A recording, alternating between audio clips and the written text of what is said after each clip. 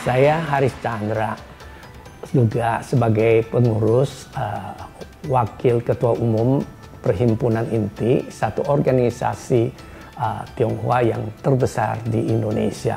Saya baru saja mengurangi kegiatan bisnis dan sudah menyerahkan kepada generasi penerus.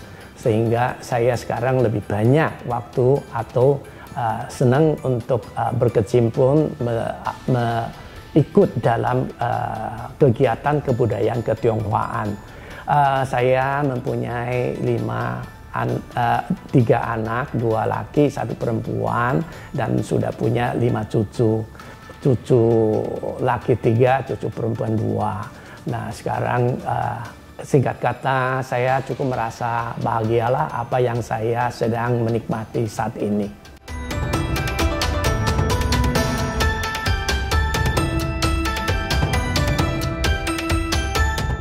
Imlek adalah salah satu hari yang paling penting untuk keturunan Tionghoa. Imlek itu merupakan hari yang dimana kita selalu usahakan berkumpul semua keluarga besar, dan sesungguhnya hari ini adalah hari yang dimana kita yang merindukan kalau anak yang di luar jauh dan sebagainya pulang ke rumah bisa mencicipi makanan ibu, yang dimana makanan ibu selalu di lidah kita adalah makanan yang paling enak. Imlek buat kita adalah waktu saya kecil, Imlek itu merupakan satu hari yang penuh sukacita dan kita menyambutnya dengan gembira ria. Sedikitnya terbayang langsung bahwa kita akan mendapatkan pakaian baru, sepatu baru, kita mendapatkan makanan yang enak, dan yang paling penting adalah menunggu mengumpulkan ampau-ampau yang dari para senior.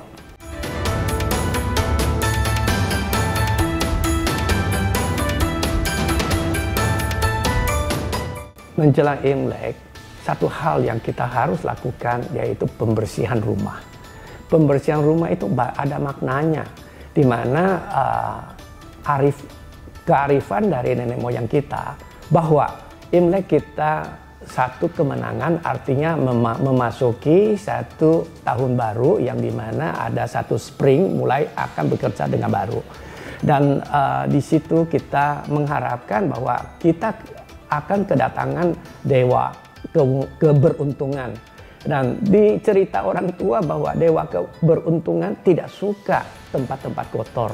Itu saya pikir kearifan dari nenek moyang kita supaya kita mau membersihkan semua rumah-rumah sebelum masuk Imlek. Kemudian waktu pada Imlek kita harus meriahkan suasana rumah, seperti barangkali kita terlihat bahwa kita ada tempel-tempelan kata-kata yang membawa keberuntungan dan sebagainya. Itu yang kita tunggu-tunggu Imlek. Kemudian bahwa kita akan berkumpul bersama keluarga, bukan Imleknya tapi lebih penting adalah malam Imleknya.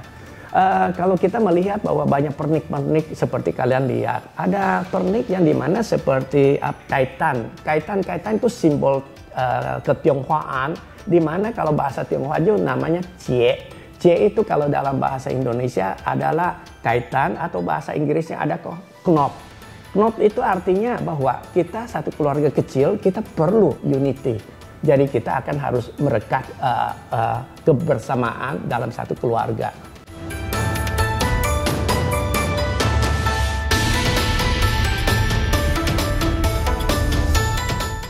Kalau kita bicara Imlek, ini sekaligus adalah momen-momen buat kita untuk merefleksi apa yang terjadi, apa yang sudah terjadi, dan bagaimana kita memikir ke depan apa yang kita untuk bisa memberikan sesuatu yang lebih baik ke depan.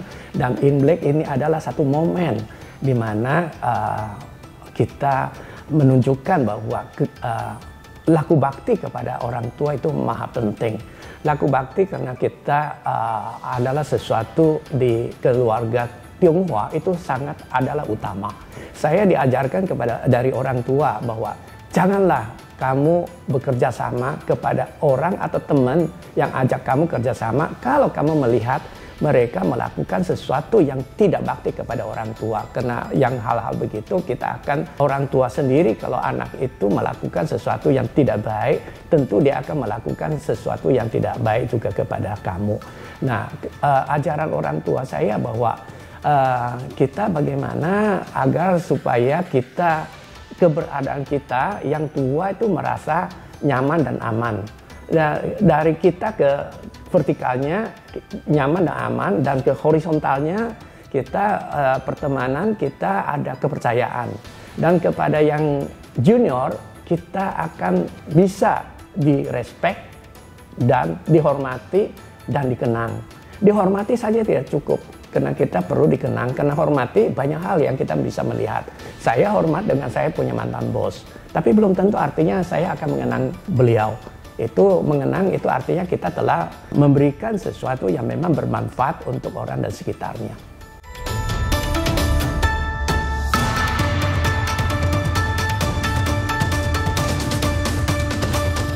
Saya mengharapkan anak cucu dari waktu ke waktu, dari generasi ke generasi, kita lestarikan budaya Tionghoa yang dimana nilainya sangat tinggi.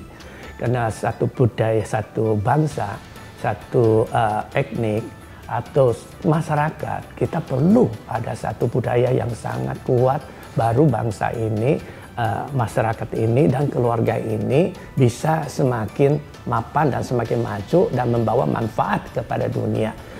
Karena ajarannya orang tua, kembali lagi ajaran orang tua saya itu adalah 4 kata yang paling utama.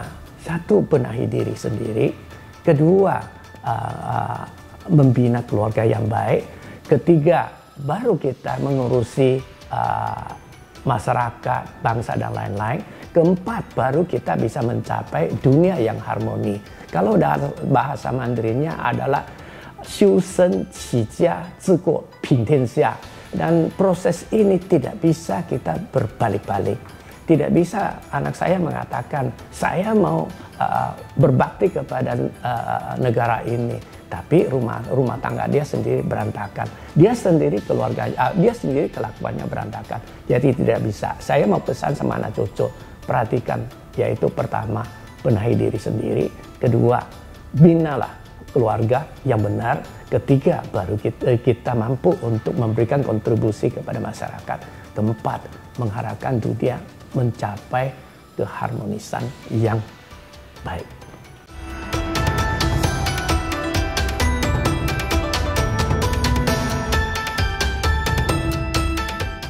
Bahwa budaya itu semuanya punya arti dan nilai tersendiri. Masing-masing kelompok, masing-masing etnik, masing-masing bangsa, masing-masing daerah punya budaya sendiri.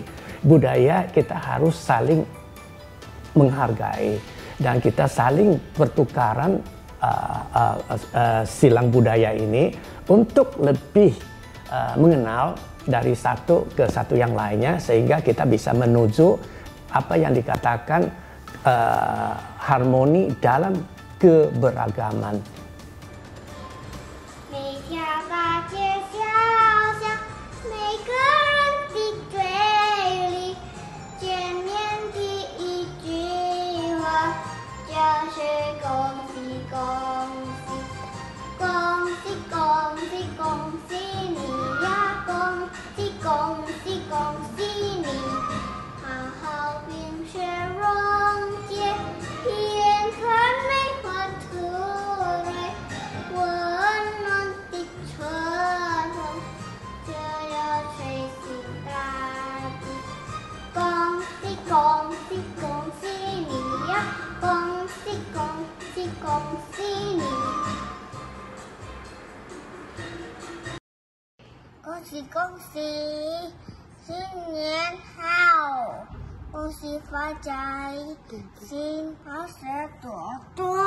Yuk, si.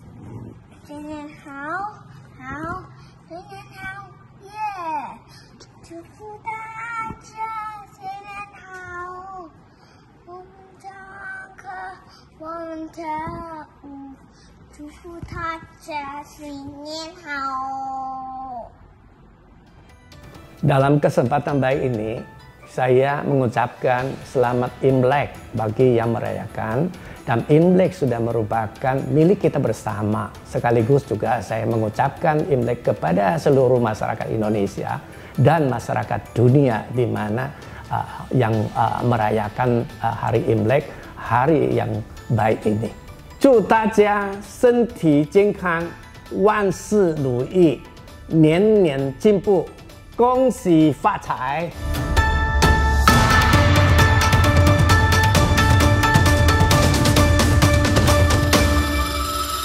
Nama saya Novi Basuki, saya asli dari Situbondo, Jawa Timur. Saya selalu bilang saya lahir di lantai 8 di Gunung Argopuro, di suatu desa kecil yang bernama Desa Taman Sari, Kecamatan Sumbermalang, Kabupaten Situbondo. Setelah lulus dari pesantren Nurul Jadid pada tahun 2010, pesantren ini ada di Probolinggo, saya melanjutkan studi saya dari sarjana, pasca sarjana, hingga kemudian S-Teler di Tiongkok sana. Kemudian sekarang saya mulai menyibukkan diri untuk mulai berkarir di Indonesia. Setelah sebelumnya saya sempat berkarir di Tiongkok. Saya punya satu website namanya aseng.id yang saya dirikan khusus untuk membahas Tiongkok dan Tionghoa dan untuk mencoba memberikan alternatif yang beda dengan yang biasa dipakai oleh orang Indonesia dalam melihat Tiongkok dan Tionghoa selama ini.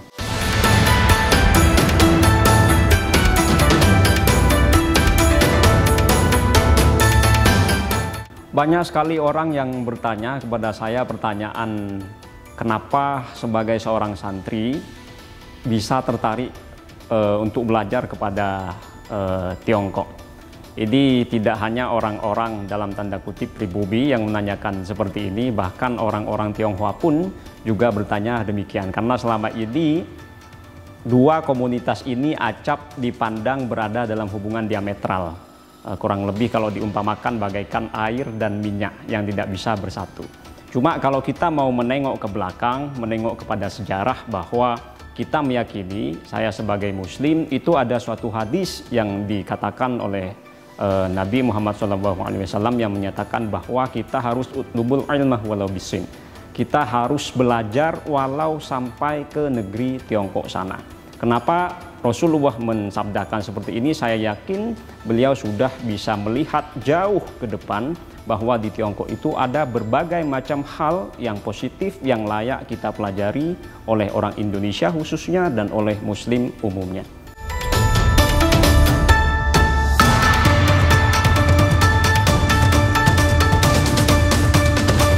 Kalau Imlek di Tiongkok itu di satu sisi ramai, di sisi lain itu sepi.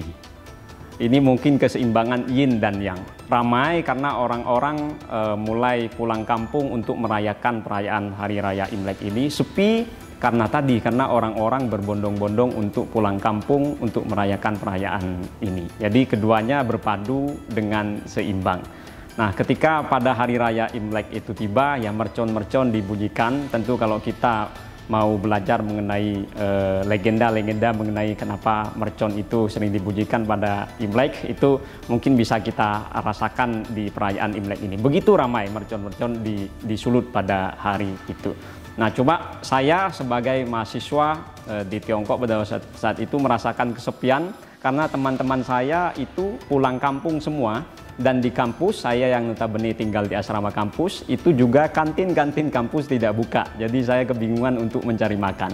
Dan orang-orang biasanya, karena di Tiongkok itu terjadi urbanisasi yang luar biasa besar, banyak orang-orang dari desa yang kemudian mencari nafkah di kota. Pada hari raya Imlek mereka juga pulang kampung untuk merayakan ini. Saya pikir orang-orang di Tiongkok itu mau mengamalkan apa yang disebutkan dalam suatu lagu yang populer di Tiongkok disebut Chang Hui Jia Kan Kan. Seringlah pulang untuk melihat orang tua. Demikian.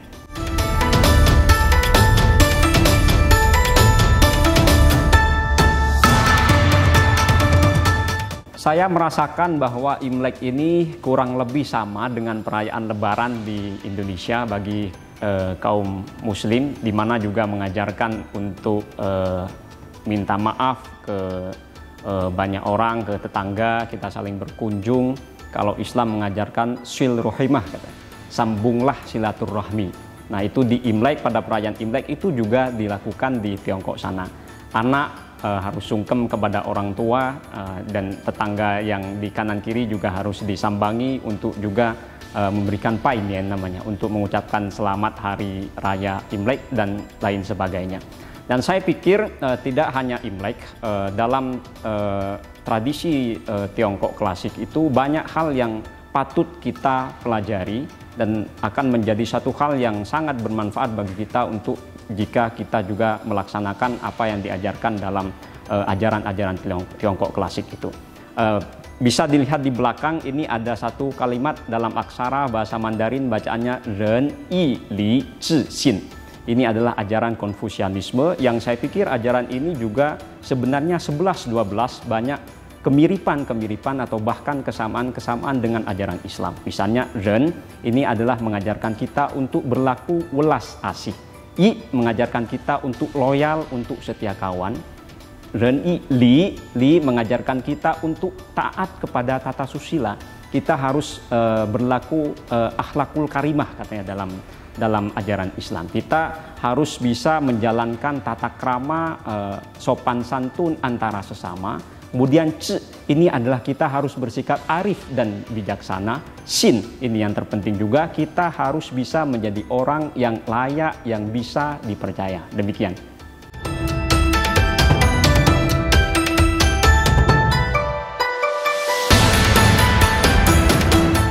我很欣赏孔夫子圣人教导我们要不耻下问这个在《论语》里面有讲过这句话，不耻下问目的是什么呢？我们要择其善者而从之，其不善者而改之。这个我觉得其实跟我们伊斯兰教所教导我们的 al-muhafadhu 'alal qadimi sholih wal akhdhu bil jadidil aslah 其实是一模一样的。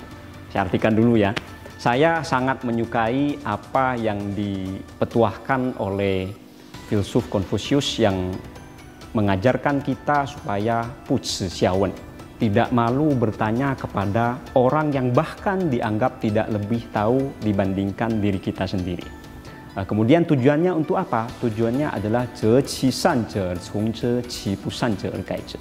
Kita memilih hal-hal yang baik dari orang-orang itu untuk kita terapkan, sementara hal-hal yang negatif untuk kita perbaiki menjadi lebih baik lagi. Saya pikir ajaran ini juga mirip dengan ajaran Islam yang mengatakan al-muhafadhah 'alal qadimi sholih wal akhdhu bil jadidil aslah. Kita harus pelihara yang lama yang baik, tapi kita juga harus mencari satu hal yang baru yang lebih baik.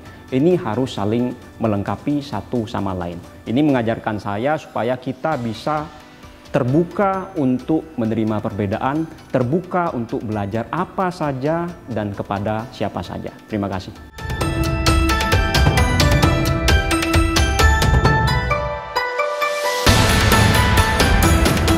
Selama belajar di Tiongkok, saya banyak mendapatkan pelajaran dengan melihat bagaimana orang-orang Tiongkok, terutama generasi mudanya itu mempunyai spirit yang luar biasa besar untuk mengubah nasib. Ini kemudian ditunjukkan dengan bagaimana mereka mau belajar kepada siapa saja dan mau belajar kepada apa saja. Tentu untuk bisa melakukan hal seperti itu, ini diperlukan suatu keterbukaan. Nah, dengan terbuka kita bisa tidak sekaku kanibo kering. Nah, itu yang menurut saya perlu kita terapkan di Indonesia ini. Generasi-generasi muda bisa mau belajar kepada siapapun dan belajar apapun untuk mencari hal-hal positif yang bisa kedepannya diterapkan di Indonesia ini untuk turut memajukan bangsa dan negara kita ini. Terima kasih.